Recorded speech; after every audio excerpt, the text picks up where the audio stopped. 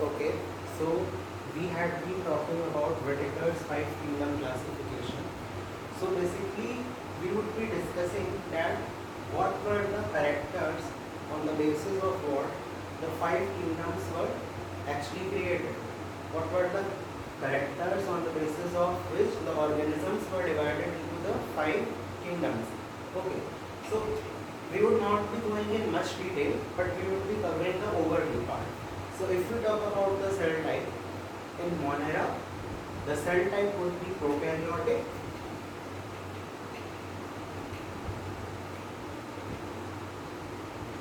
and of course unicellular.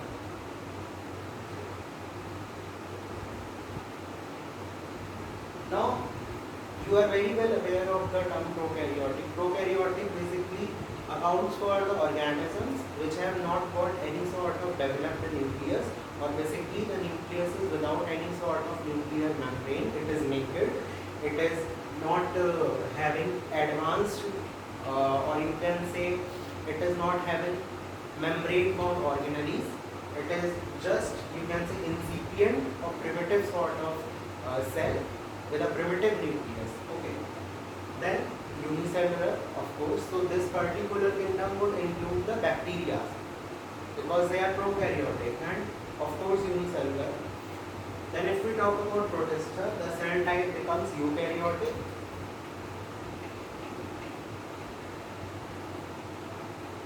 And they could be unicellular as well as multicellular. So uni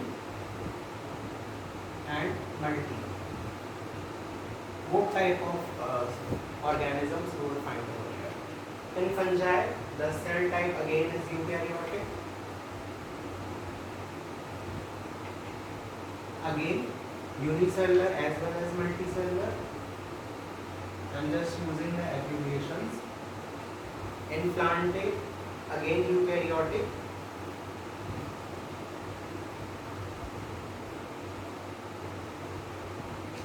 Rarely unicellular, mostly they are multicellular only.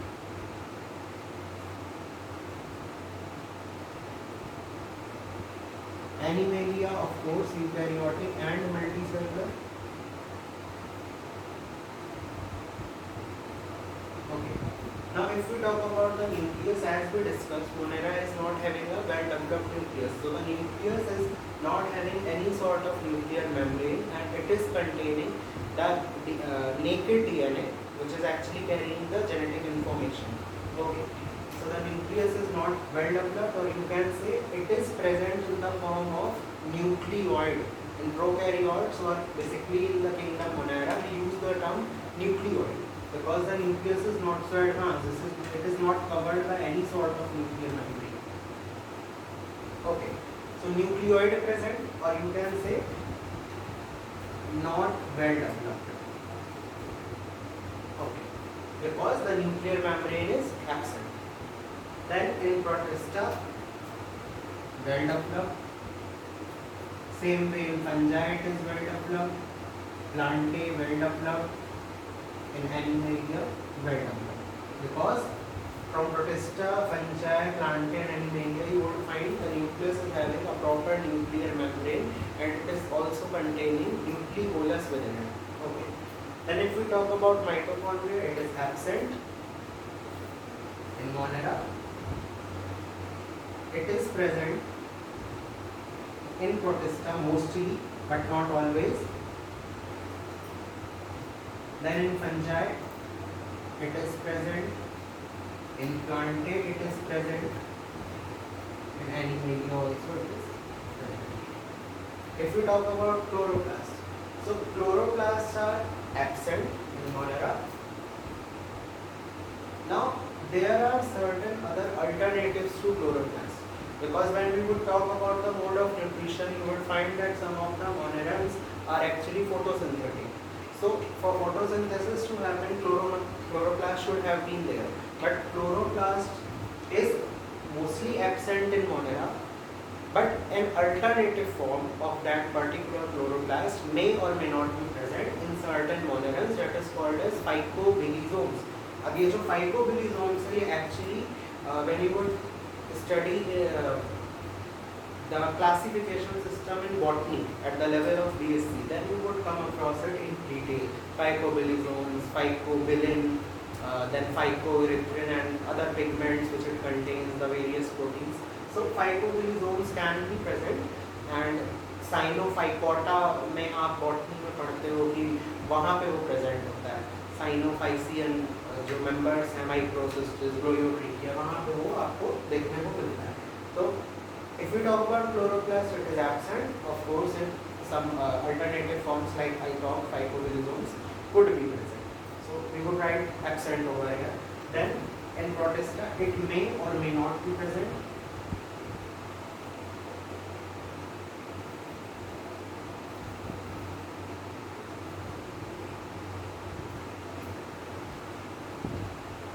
In fungi, absent.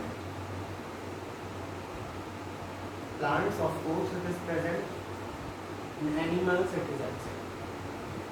Okay. Now, if we talk about cell wall in monerans, it is present. And this particular cell wall is made up of a compound which is called as peptidoglycan.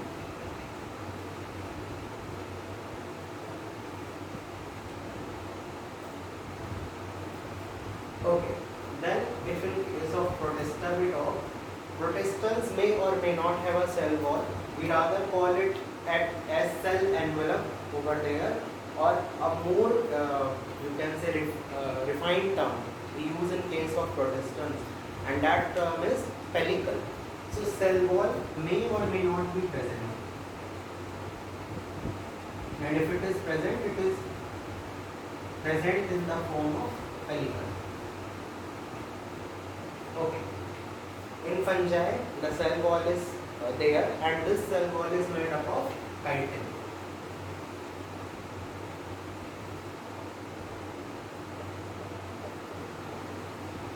Now, this particular compound chitin you would find in the exoskeletons of some of the arthropods in animals, rather most of the arthropods.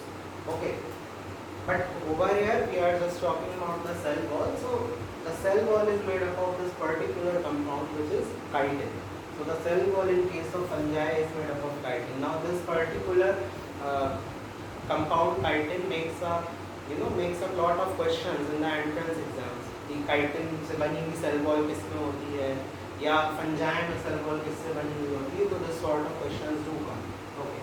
Now if we talk about Plantae, in Plantae, the plants are having cell wall. Of course, the cell wall is made up of cellulose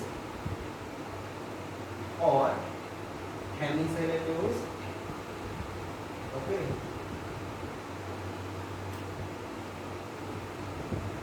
It is present. In animals, definitely it is not there. So in animals, you would not find a cell wall.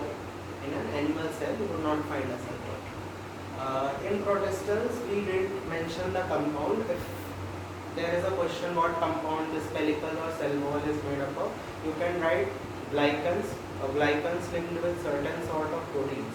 So such a cell wall is present in the case of Protist. Now if we talk about mode of nutrition, so in case of Monera, the mode of nutrition could be heterotrophic or could be autotrophic. Up now you very well know the difference between heterotrophic and autotrophic. Autotrophic are those organisms which can make their own food, while heterotrophs are those organisms, or heterotrophic organisms are those organisms which depend upon other organisms for their food. Okay, so they may be heterotrophic or autotrophic. Okay. Now, if they are heterotrophic or they are autotrophic, they can go with the process of photosynthesis also. They can go with the process of chemosynthesis also. There are various modes. Okay. If we talk about protists, they again can be heterotrophic as well as autotrophic.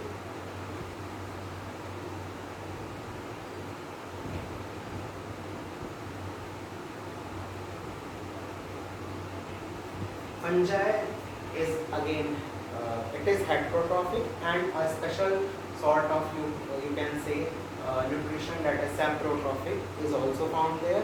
And many fungi are parasitic, means they are dependent upon other organisms for their food. They derive their nutrition from such organisms, they live upon them, and they suck out the nutrition from such organisms. Okay, so they can be heterotrophic, of course, they can be saprotrophic and parasitic. Of course, they are not autotrophic because they are not containing chloroplast. First of all, they are not having that particular pigment responsible for making up the food, that is chlorophyll, or even other certain pigments are also there. So xanthophylls, carotenoids, such pigments are not there. Of course, their alternative forms may be present, but proper chlorophyll is not present in fungi. So they can't make their own food. So they are dependent upon other organisms for their food. So they are heterotrophic basically. Then saprotrophic means they grow up upon dead and decaying organisms and derive their nutrition from such organisms, such dead bodies of organisms. Parasitic, as I explained, they grow upon certain other organisms and suck out the nutrition from such organisms or derive nutrition from such organisms. Okay, and take their shelter throughout their life. Okay. Then if we talk about plants, plants are, of course, they are autotrophs. Plants can make their own food with the help of the process of photosynthesis.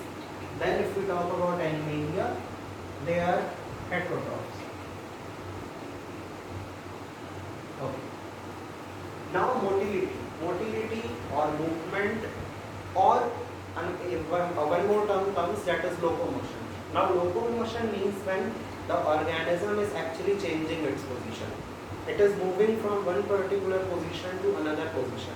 While motility means it is just showing some sort of movement. It is showing some sort of movement, but without changing the position. It is fixed at one position like this.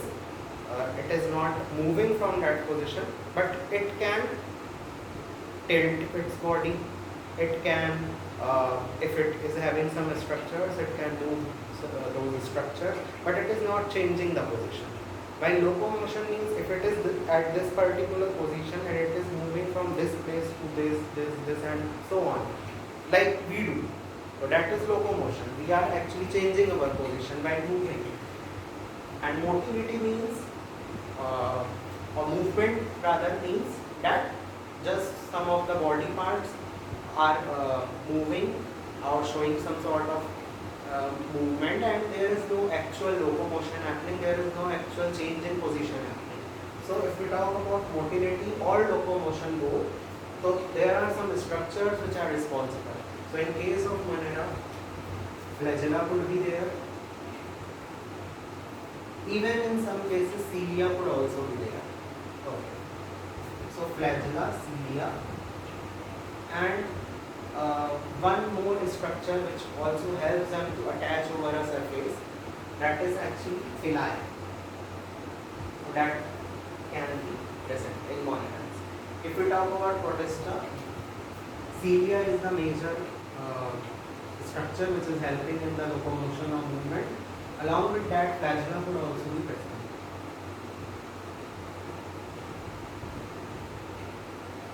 Now fungi are mostly non-motile, mostly, but not all the time. Okay. So in some of the fungi, cilia, flagella could be present. If we talk about plants, plants are mostly having flagella, and that too lower plants, mostly the algae, they are having the flagella. If we talk about animals, they are having cilia as the major option for showing some sort of motility or movement. So they are having cilia. That to the lower animals. Then if we talk about mode of reproduction, in Monera, there is no process such as mitosis or meiosis. There are certain other special processes, conjugation, autogamy and like that. But there is no perfect mitosis or meiosis happening in case of monerans. So you can say no mitosis or meiosis happening.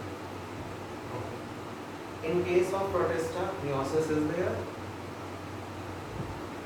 Of course, first fertilization of gametes would take place, then meiosis would take place.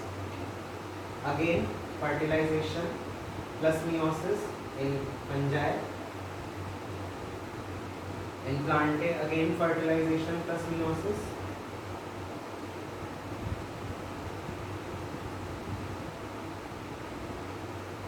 In animals, again fertilization plus meiosis. Okay.